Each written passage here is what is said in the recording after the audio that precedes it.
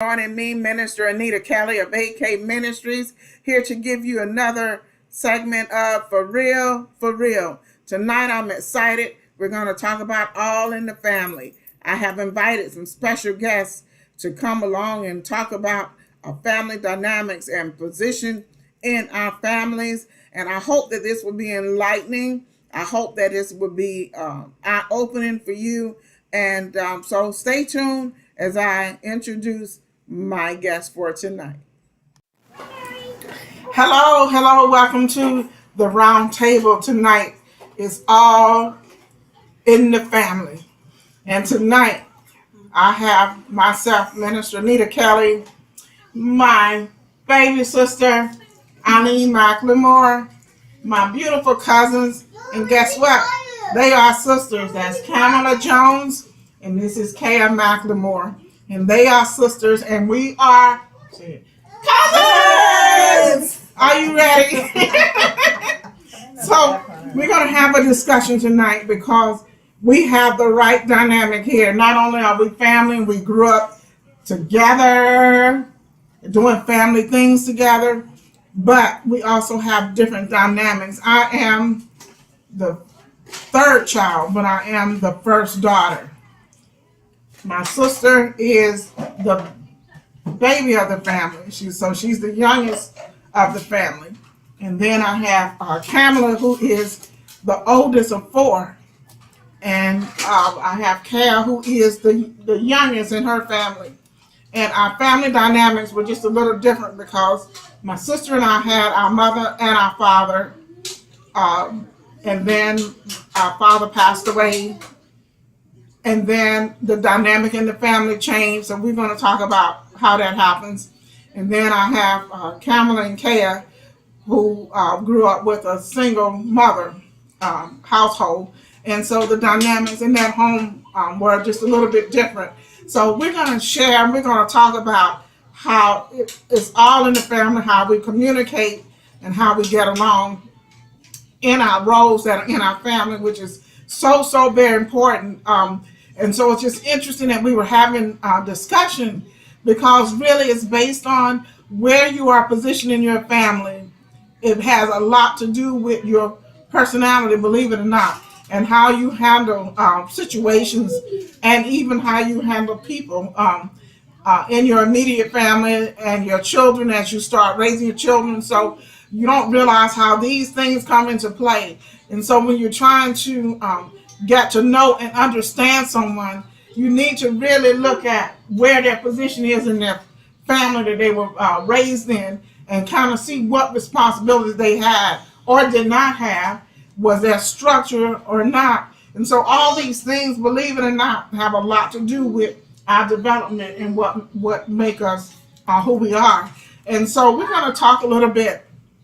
Each person's going to speak about their perspectives and growing up and what they experienced. And but I just want to share something. There's a lot of research out there dealing with this topic. And so one thing I wanted to talk about before I have them speak, I want to talk about statistics on research on what the firstborn child, the characteristics used of a firstborn child. And so in most research reports that I read, it talks about the firstborn child being the high achiever. And it says that the eldest children tend to be high achievers, and the leaders who may be controlling and they may be bossy and likely to take on more responsibility. Because in most cases, the firstborn child had more responsibilities than the other.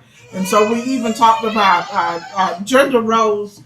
We talked about how it makes a difference whether you're a male or female in the household and how that comes to also play into it. So firstborns, the research says, tend to be high achievers, perfectionists, responsible, goal setters, determined rule keepers, and detailed people. Now, see my firstborn over here, she's smiling because I think she believed that those are the characteristics that she had. but I'm gonna let her speak on that in just a moment. And then we have the second child, or you might call the middle children, because we had 4 in our home, so we had 2 middle kids. The oldest, my 2 brothers are older than me, so we have the 2 brothers and myself being the first girl, and then my younger sister. So what happens is, my second brother and myself consider ourselves the middle kids, and then you got the bookends. We call them the oldest and the youngest. And so, so we talk about the second and middle children, and they tend to be the peacemakers, more diplomatic, more flexible, free spirits, generous, and maybe a little more competitive. And it talks about middle children seeking attention more from friends, because the firstborn children compensate. I'm sorry, because they have to compensate for lack of family attention, usually because the firstborn and the youngest tend to get the most attention in the family. So that leaves the middle children looking to seek more attention from friends and others outside of the family. Where if I back up, when it talked about the firstborn seek approval. Say they seek approval are usually perfectionists and tend to have more in common with other firstborns than they do with their own siblings, because why? They relate better with people who probably think more like them. So I just can't wait to dive into this. Then we have the youngest child, and we have 2 sitting here, and Cam is sitting between them. God bless her. But they call them youngest children tend to be more outgoing and charming to get attention, yet have a greater sense of independence. They tend to have more freedom and are subsequently more likely to try new things and do what they want to do. And so some of the characteristics of the younger children are charmers, risk takers, outgoing, persistent. They're ideas people, they're creative, and they challenge authority. That sounds like those babies. They challenge authority in the house. So we want to talk about that. I'm going to let each one come and introduce themselves and tell you what role they have in their family, and just share whatever it is they like to share about their role. Then we're going to get into more discussion about the family dynamics. I'll start with my sister, Eileen. Eileen Diana McLemore. I am the 4th, the last. Save the best for last. That's me. What would they do without me? So I had to come, liven up the place, bring a little spark. What happened? It was just too humdrum and mediocre without me. Well, anyway, so, wow. My role as an adult.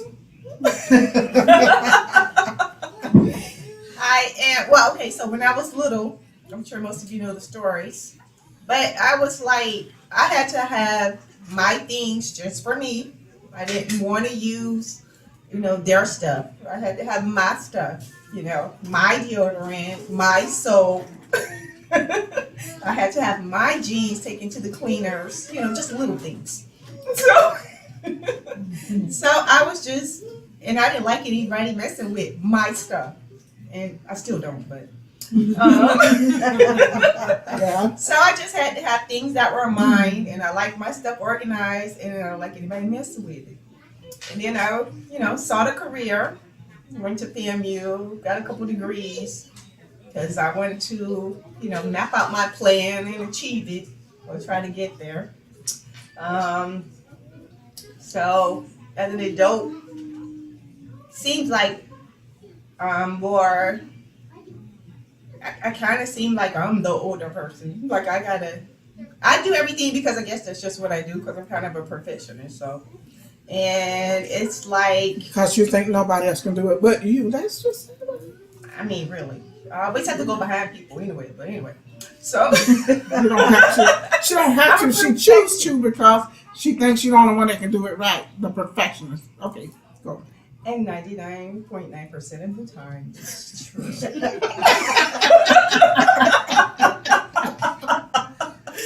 Unless it's Demetrius, my twin, leaves no direction.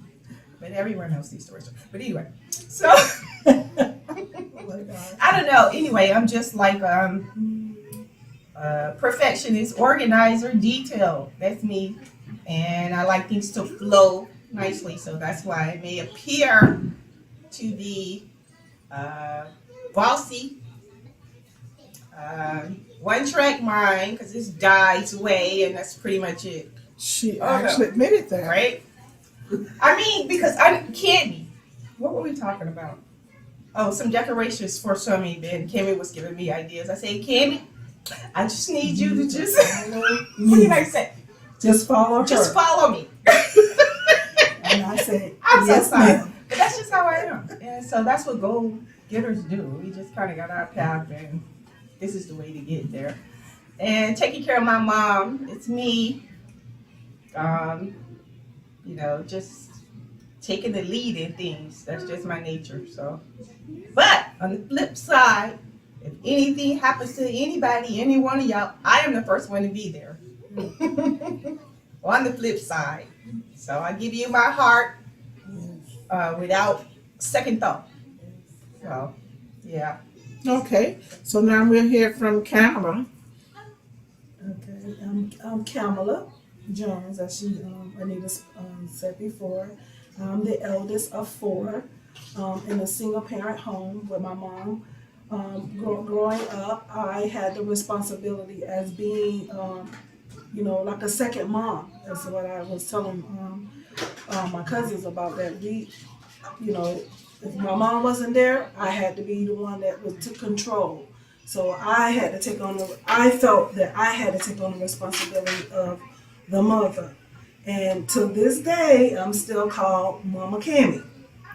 I'm still called Grandma in some ways because I'm always, wanting them to do the right thing. I'm always expressing how, you shouldn't do that. Don't do that. Do this, this type of thing. So my sister, which is sitting next to me, always told me that she felt like she was double teamed between my mom and myself because she felt like we were always telling her what to do, which in aspects of me being a sister was like, me?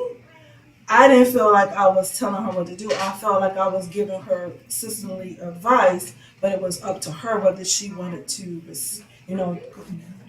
take that advice and do what we were saying. But she took it as we were telling her what to do.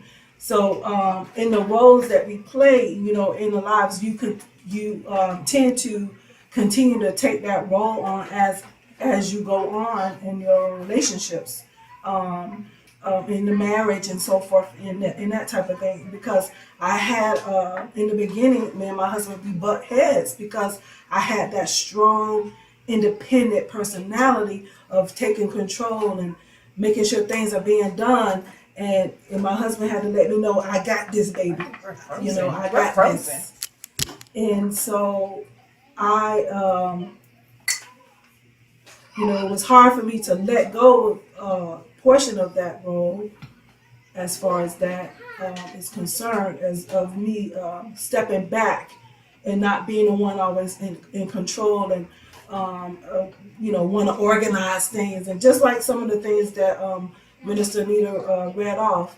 Now, some of the stuff I feel like I'm not much of. I am a bit of a procrastinator sometimes.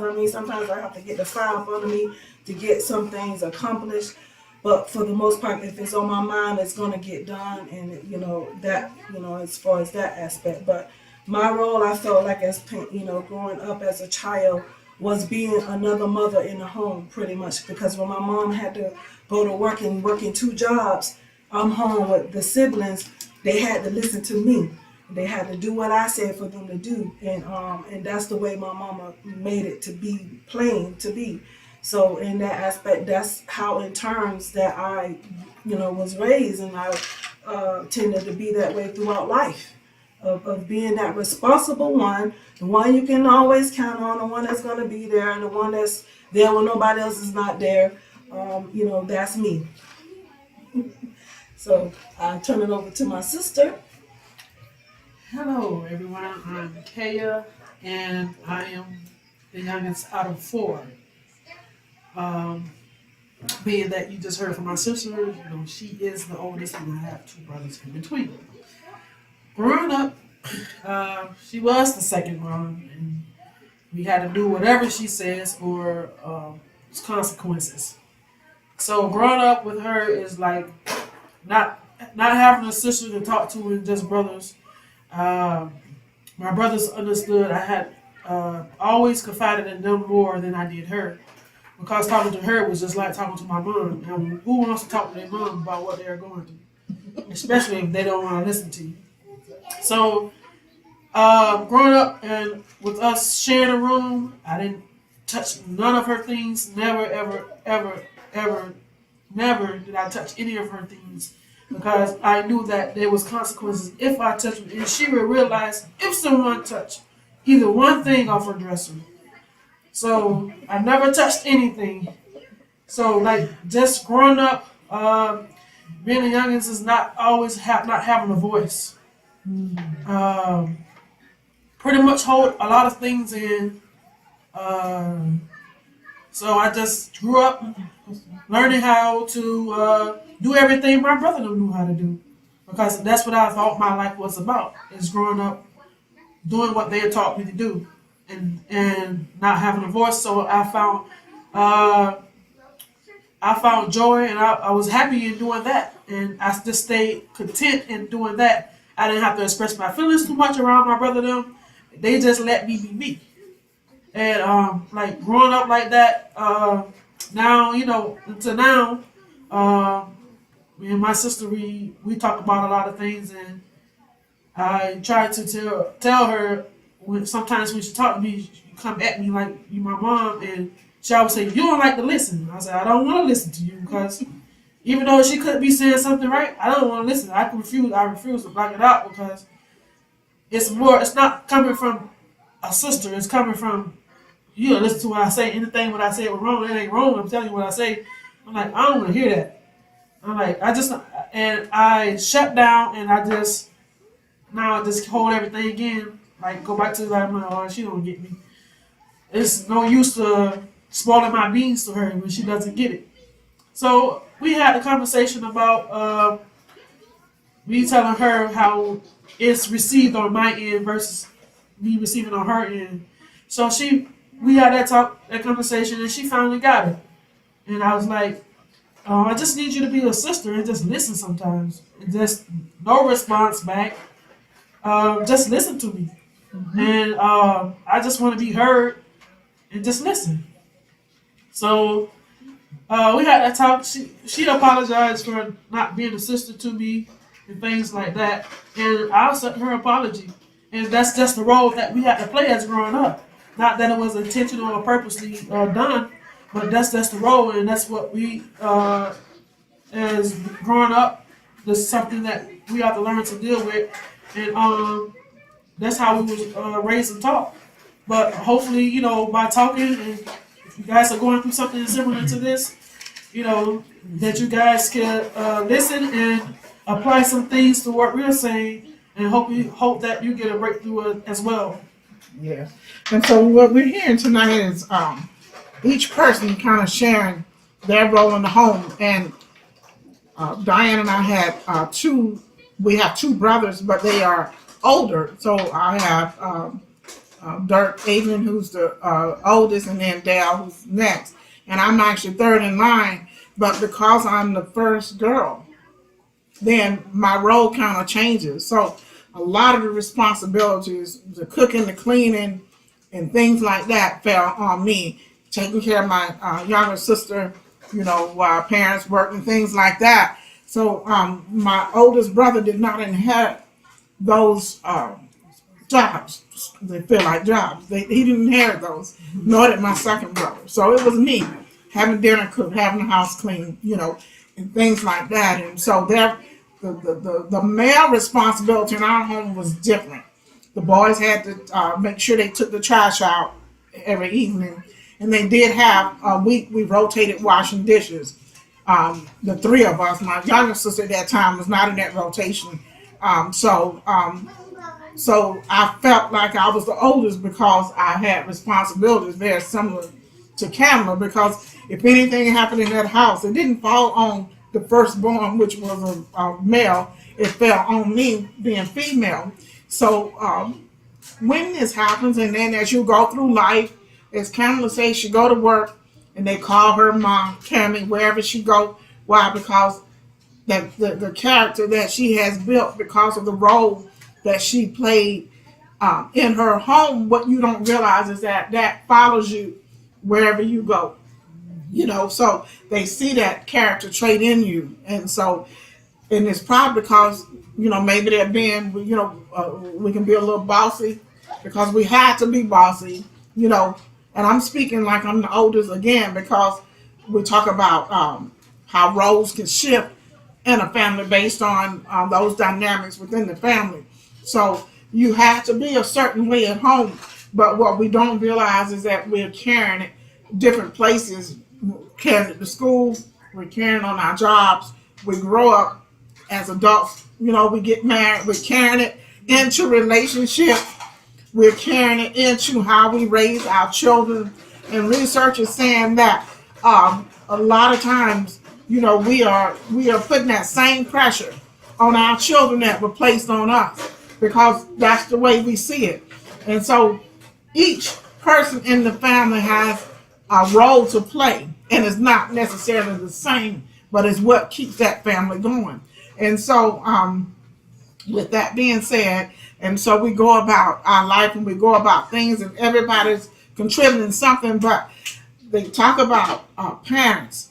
Each child may have been raised just a little bit different, because the first one, the parents are learning. By the time the second and third come, now they have experience. So the way they raised them might be just a little bit different from the way they did the first one now. Why? Because they have wisdom and they have something to work off of, because kids don't come with a manual, so they're learning as they go. So by the time they get to the last one, we don't know if they just get tired or what, but it seems like they just get away. The youngest seem like they get away with a lot more. And they may not feel like it, because I'm reading the article where it says the youngest feel like they left with all the hand-me-downs.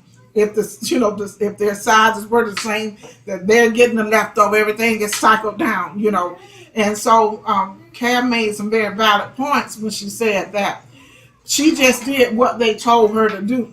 So what happens is, when you become an adult, now you're trying to find out who you are. You're trying to find out what you like. Because if someone tells you what you like and what you should be doing all your life, you struggle with finding who you are. You struggle with trying to find out what you like and what you don't like. And so it takes a lot to come under that. But then what happens is, your other siblings sometimes will criticize you because they see you making some changes, but you're trying to scream out and say, I'm just trying to find out who I am. I'm tired of y'all telling me what to do. Now let me figure it out. Let me make some mistakes. It's okay. I'm just trying to figure it out. And so so we all have very valid points, and I'm so glad to hear that my cousins have been having conversations among each other, because now they are adults with their own families, and they're trying to build a better sister relationship, where Kay's not feeling like she's still talking to her mother. Now, don't you find that interesting now, because we're not kids anymore, that they have to have this conversation? Because what Kamala's saying is that I didn't even realize that I was doing that, And so what Kamala's desires to have a relationship with her sister, where her sister would feel like she can come to her and talk to her, and when she's not talking to her mom. So it takes open communication and open dialogue, and the willingness to listen to each other, right? The willingness to listen to each other, and then try to figure out what I need to change. I don't have to play that role like I had to play it when we were growing up. I'm not having to report to my mother or my father anymore, So I do need to come off that. But so then that helps us to soul search a little bit more. And so my sister talks about, her and kind of very similar. You can't touch their stuff. And so we had this thing in our family where we had the two sets of females. We had the divas, and we had what y'all call it, just ordinary. Yeah. And so if you look now, Kara and I are the ordinaries, and those are the divas. Tracy would be with the divas. Yes. Our beautiful cousin Tracy would be with the divas. Tracy sits right So here. if you didn't care about all those nails and stuff, then you would be with me and Kara. And we have money in the bank. And we don't care. I comb my hair in the morning. I don't have to be doing that all day long. Right. But they take so long to get out of the house. So we made it a joke in our family because there is a difference. The divas, right now, their nails are done, their feet are done, their hair is polished, you know. And I can care less about nail polish. Kara can care less about nail polish. And so, so within the family, you know, we were able to see the differences and the similarities that we had, and make it fun. But they are alike. You can't touch their stuff, you know. And Right. yeah, and so the most interesting thing is that birth order changes. Like it says, if there's a gap, a 2 to 3 year gap, it changes. So that's why now you might feel like you are the oldest because you now taking more responsibilities in my mother's home like I used to, but now I have responsibilities in my own home. But the role has reversed now. She's taking care of most of the things in our mother's house. So the dynamic in the family can change. Situations, tragedies, you know, people die, and so that makes you sometimes have to step up. They tell you need to step up now or shift up, so then you get forced into a role that you're not used to being in, and so then you have to figure out how you're going to be in this role where people looking at you and they're expecting you to be like this, and you still trying to figure out what you need to do for this new role that you been thrown into and you didn't ask for. So I just want to talk and let's just have some discussion on what some of these things feel like when, you know, as adults, when roles change and, you know, whatever comes to mind. Go ahead if you want to share. When Kaya was speaking about not being able to come to Kimmy as a sister, I got a little emotional. I'm getting emotional now, I'm sorry. Because I had the sister. And, you know, when she tried to help me, of course I chop her down. So I'm like, you can't win for losing. Because I had the sister, but I ain't want to listen to her either. You know? So I got a little emotional because she was missing the sister part. But I had the sister part, but I didn't really, you know, she would say, I don't know what you're calling me for, because you're going to do what you want to do anyway. You know? But I guess she was still there for me to pick up and call as a sister, you know. And I just, you ain't had that, and I just got a little, you know, I had it and abused it, so to speak, but I don't know what you call it. Yeah, I'm very abused. So that kind of stuck with me when you were talking. But and as far as the roles changing, so mom and I feel like the sister, and you're the mom. That's how we feel. You know? Well, because that's what y'all did. I mean, they called me the mom, and a lot of times they didn't know how that offended me, because the relationship that I had desired to have with my mother, my sister had it, and they would talk about anything, and I felt like they wouldn't talk to me, but they discussed me, and so that kept me from really confiding really in either one of them. I just felt like they discussed me instead of talking to me or even helping me. But one day I had some makeup on, and my sister said, Mom said you finally figured out how to wear your makeup. And I'm thinking, it set me back a minute. Because in my mind, I'm thinking, if I was not wearing my makeup correctly, then why didn't she teach me how to do it and not make fun of me, so to speak? To me, that was making fun of me behind my back, and this is my sister and my mom. So it was little things like that you know. And my sister's very forward, so she'll repeat it, but because she doesn't see it as an offense, she just see it as they had a conversation.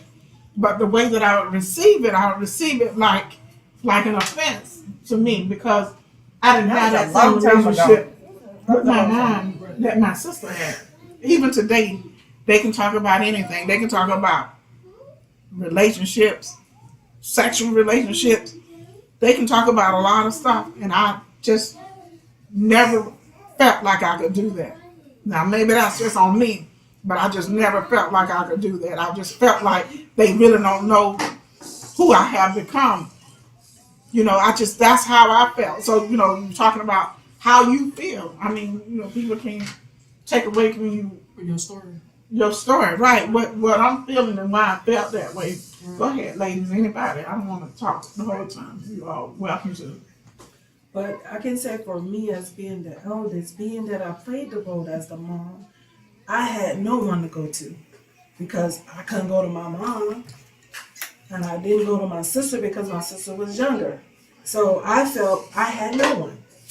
I had my cousins, I would talk to them, but like in the dynamics of being around, I felt like I had nobody, so I had no choice but to figure it out, things on my own, or just, or I just didn't talk about it. Like sometimes what my sister said, it kind of touched me too when she said, I feel like you have no voice.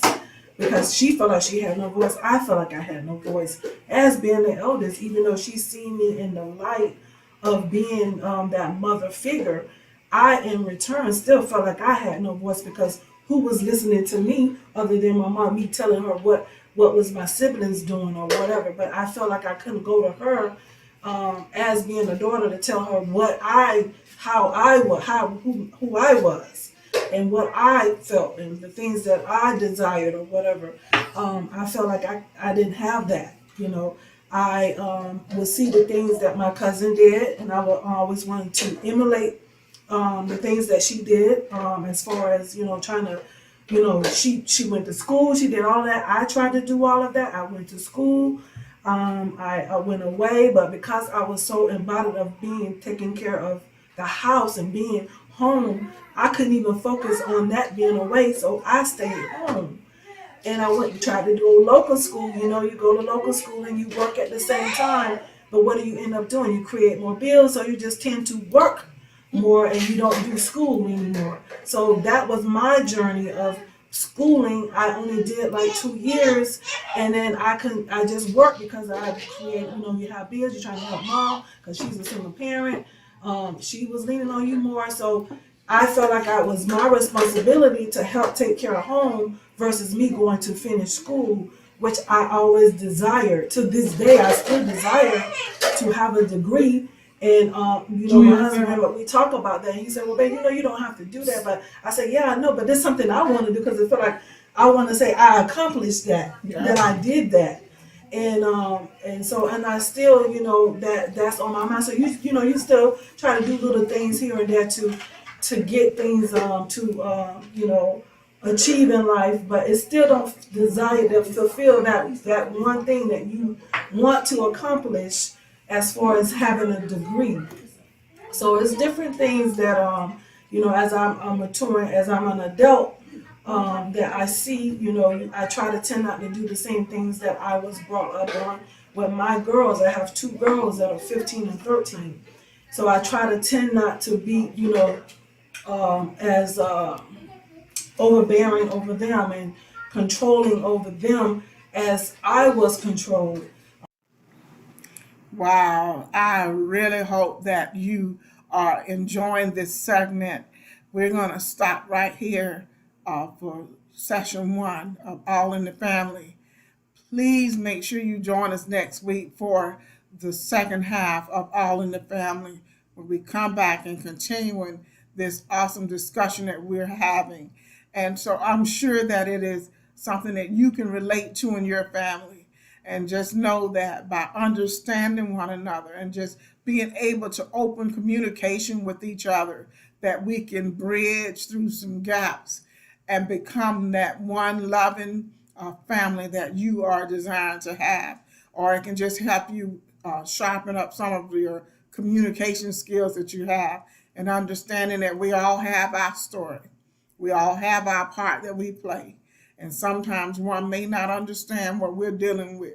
But through effective communication, we can take all that family chaos and understand that, you know what? Love is what it does. So thank you for joining All in the Family. Look forward to seeing you next week, Monday night at 8 p.m. for part 2 of For Real, All in the Family. Minister Nita Kelly, please drop a message on the feed if anything that we can help you with. Please get in touch with me. I will be watching the feed for a few minutes after the broadcast, and I'll be happy to dialogue and communicate with you. So thank you so much. God